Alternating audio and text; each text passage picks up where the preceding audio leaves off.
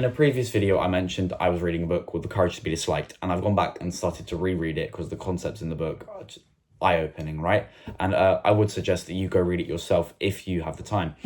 And as I was reading it last night, there was a concept that jumped out at me, and it's Adler's separation of tasks. And I wanted to make a video on it. Adler is the psychologist that the book focuses on, just for context. Now, what is the separation of tasks? The separation of tasks is, in a nutshell, knowing what is your responsibility and what responsibility belongs to others, and then focusing on yours while you let other people focus on theirs. So what can you focus on given this separation of tasks? You can focus on your actions and your decisions, right? That's what you can focus on. And then the rest, so how people think, feel, respond to your actions and decisions, you leave that, that's up to them. That's their responsibility. And that is the separation of tasks, right? Now, I have an analogy, gym-related analogy, to help you guys understand. So imagine you're on a bench, and then there's a guy on a bench next to you. Does it serve you any value if the guy on the bench next to you comes and does your reps for you? I think you could obviously understand, definitely not, because your muscles you're not gonna create those micro fiber tears. You're not gonna have broken down your muscle to be able to build it back up. You won't have even done a single rep, right? In the same way, it serves no value for you to go to the guy on the bench next to you and do his reps for him, because he's gonna get no value from you doing that. So you focus on what's yours and you let others focus on what's theirs, right? So I have another North Star question for you. Who experiences the end result of the action? So whatever action you think you're thinking of taking, think to yourself, who experiences the end result of this action? If it's you, then it's your task to make the decision whether you take the action or not. If someone else feels the end result, it's their task to decide how they act. Simple as. So, something that would be your task. Who feels the end result of the reps in the gym?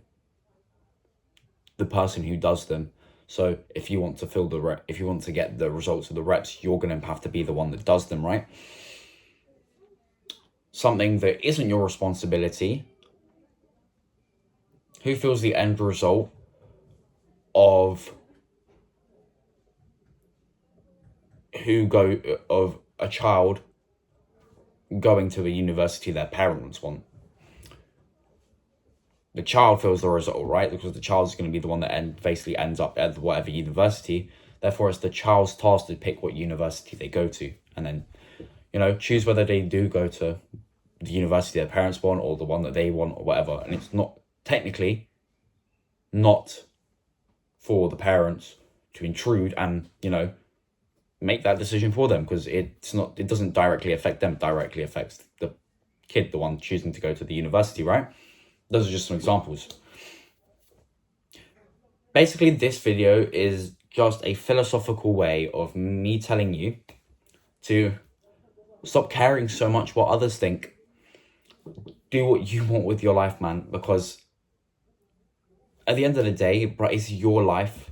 You have to live your life, do what you want with your life, and try not to worry too much about how others react to it.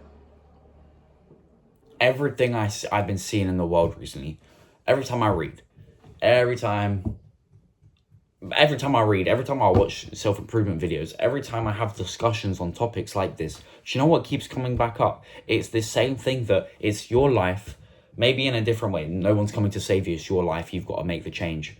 Maybe it's when your situation ain't changing, you have to change. It's Adler's separation of tasks.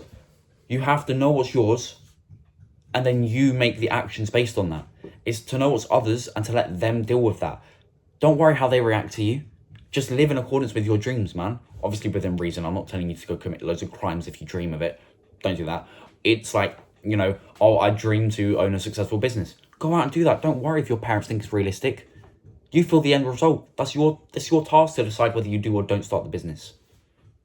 I'm just here to encourage you to be able to get more comfortable having these conversations with yourself, so that you can decide whether to or whether not to actually follow up on your dreams. And I hope that you do, and I hope that I am encouraging you to follow your dreams, because that's what I want people to do, man. This is what my entire channel's basis is, to encourage you guys to follow your dreams, do more of what you love, so that you live an enjoyable and fulfilling life.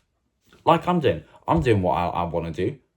My dream life is to encourage others to do exactly what I just spoke about, and do it through YouTube so that I can have a wide reach, and then have a community of people that come together, they're similar minded, where we can share stuff. And, you know, I can also have that as as a business.